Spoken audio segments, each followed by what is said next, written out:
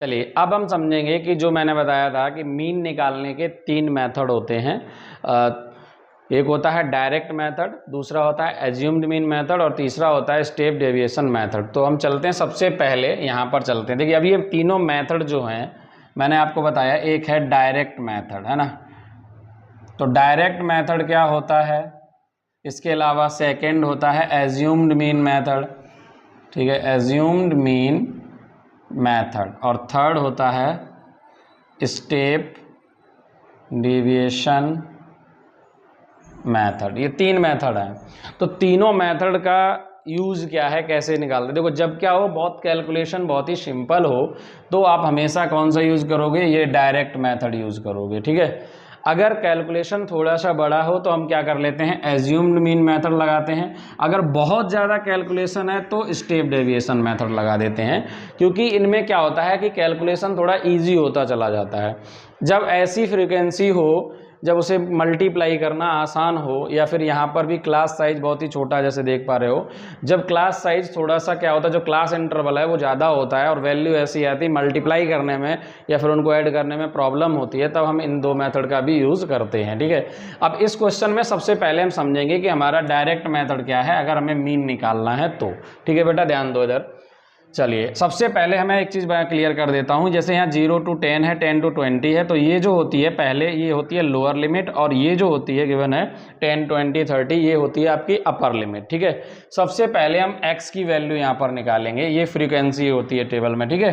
तो x की value निकालने के लिए हम क्या करते हैं, प्रत्येक जो क्लास इंटरवल है उसकी लोअर लिमिट और अपर लिमिट का, ये जो x की वैल्यू निकलती है वो क्या होती है, lower limit plus upper limit और बाई होता है 2, ठीक है। तो यहाँ पर क्या करेंगे, 10 और 0 दोनों को ऐड करते हैं 10, तो इसका हाफ करेंगे तो आएगा ये 5। ऐसे इन दोनों को अगर हम ऐड करते हैं 30, 30 का आधा आ जाएगा 15। अब यहाँ पर देखो गैप कितने का चल रहा है, 10 का, यहाँ पर भी गैप इक्वल है, तो हम डायरेक्ट ऐड कर सकते हैं। यहाँ पे 10 ऐड करेंगे ये 25 हो जाएगा, यहाँ पर 10 ऐड करेंगे 35 और यहाँ हो जाएगा 45, ठीक है। इसके बाद हम क्या करेंगे, नेक्स्ट स्टेप जो आएगी, अब हमारे पास क्या है, फ्रीक्वेंसी दे रखी है और हमने x की वैल्यू निकाली, इन दोनों का क्या करेंगे, मल्टीप्लाई कर देंगे f इंटू एक्स, ठीक है। तो f इंटू एक्स की वैल्यू निकालने के लिए हम क्या करेंगे, इन दोनों का आपस में मल्टीप्लाई करेंगे। 2 5 जा कितना हो जाएगा, ये 10, ठीक है। 15 4 जा कितना हो जाएगा, ये 60 हो जाएगा, ठीक है। ऐसे यहाँ पर इनका मल्टीप्लाई करेंगे तो 15 का 150 होता है, 175 हो जाएगा, ये 7 टाइम। इसका मल्टीप्लाई करेंगे 6 5 जा 30, 3 आ जाएगा, 6 3 जा 18, 18 और 3 21, ठीक है। 45 बन जा 45, ये आ गया fx, ठीक है। अब हमें यहाँ पर क्या निकालना है, चूंकि अगर मुझे मीन निकालना है डायरेक्ट मेथड से, फॉर्मूला होता है सिग्मा fx बटे सिग्मा f, ठीक है। क्या होगा, डायरेक्ट मेथड से अगर मीन कैलकुलेट करना है तो फॉर्मूला होता है सिग्मा fx बटे सिग्मा f। सिग्मा जो होता है वो रिप्रेजेंट करता है सम को, है ना। तो यहाँ पर क्या है, ये सम ऑफ fx है और यहाँ पर सम ऑफ फ्रीक्वेंसी लिखा हुआ है ये। तो अगर मैं इन दोनों का सम, इसका सम करते हैं, सिग्मा f की वैल्यू निकालते हैं तो क्या आएगा, 2 4 6, इनको ऐड करेंगे यानी 13, 13 और 6 कितना हो जाएगा, ये 18 और 1 ये कितना जाएगा, 19, ठीक है। इन्हें ऐड कर लो तो 5 5 ये 10 0, कैरी बचा 1, यहाँ पर आ जाएगा ये 2 6 8 8 और ये 7 कितना हो जाएगा, 15 15 और 5 हो जाएगा 20, कैरी बचा 2 और 2 4 5, ये आ गया 500, ठीक है। और ये एक बार फिर से चेक कर लो कितना आएगा, 6 7 2 9 और 1 10 6 4 10, ये 20 आ जाएगा, 20 आएगा, ठीक है। तो यहाँ पर x बार की जो वैल्यू आएगी वो क्या आएगी, सिग्मा fx यानी 500 अपॉन क्या आ जाएगा, ये 20। कैलकुलेट करोगे 0 से 0 कट जाएगा, 2 से इसे काटोगे तो ये कितना जाएगा, 25। तो जो x बार है यानी जो मीन है वो हमारा आ गया 25, ठीक है। तो ये मेथड जो है वो आपका क्या है, डायरेक्ट मेथड है, और डायरेक्ट मेथड से जो मीन आया है वो आया आपका 25, ठीक है। अब क्या, अगर मैं एज्यूम्ड मीन मेथड का यहाँ पर अगर प्रयोग करता हूँ, यूज़ करता हूँ, तो क्या ये मीन चेंज हो जाएगा, तो बिल्कुल भी चेंज नहीं होगा। अगर आप चाहो तो इसे एज्यूम्ड मीन मेथड से भी कर सकते हो। चलिए चेक करते हैं,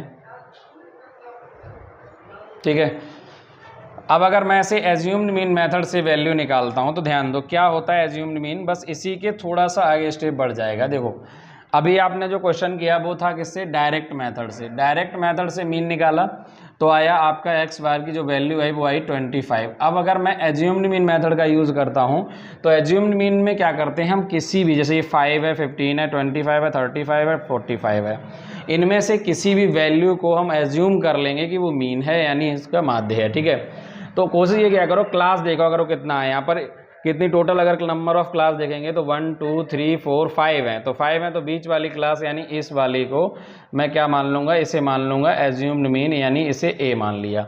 अगर मैंने ये एज्यूम्ड मीन 25 ले लिया है तो यहाँ पर सबसे पहले हम निकालेंगे क्या, x माइनस ए, और इसी को हम बोलते हैं डी होता है ये। ठीक है, तो इसमें से 5 में से अगर मैं माइनस करूँगा 25 तो ये आएगा माइनस का 20, यहाँ माइनस करता हूँ तो ये आ जाएगा माइनस का 10। अब 25 में से माइनस करूँगा तो 0 आएगा, यहाँ पर माइनस करूँगा तो ये आ जाएगा आपका 10, और 45 में से 25 माइनस करूँगा तो ये आ जाएगा 20। ठीक है, अब ये जो वैल्यू आई है ये आपकी x माइनस ए की वैल्यू यानी डी आ गई। अब अगर मैं आगे इसे कैलकुलेट करूँगा तो क्या निकालना होगा, मुझे f इंटू डी की वैल्यू निकालनी होगी। ठीक है, तो f इंटू डी कितना आएगा, इसका इसमें मल्टीप्लाई करो, 22 जा कितना हो जाएगा 40 हो जाएगा, 10 का मल्टीप्लाई करोगे तो यहाँ भी माइनस 40 हो जाएगा, इसका इसमें मल्टीप्लाई करोगे ये 0 हो जाएगा, इसका इसमें मल्टीप्लाई करोगे ये 60 हो जाएगा, इसका इसमें मल्टीप्लाई करेंगे तो ये 20 हो जाएगा।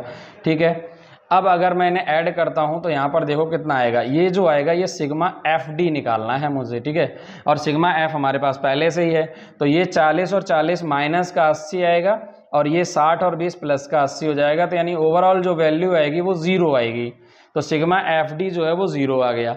अब अगर मुझे मीन कैलकुलेट करना है तो फॉर्मूला क्या होगा, A for assumed mean, A plus sigma F D upon sigma F. ठीक है, तो ए की वैल्यू जो है वो हमारे पास कितनी है 25, तो यहाँ पे 25 रख दीजिए, प्लस सिग्मा एफ डी की वैल्यू यहाँ पर 0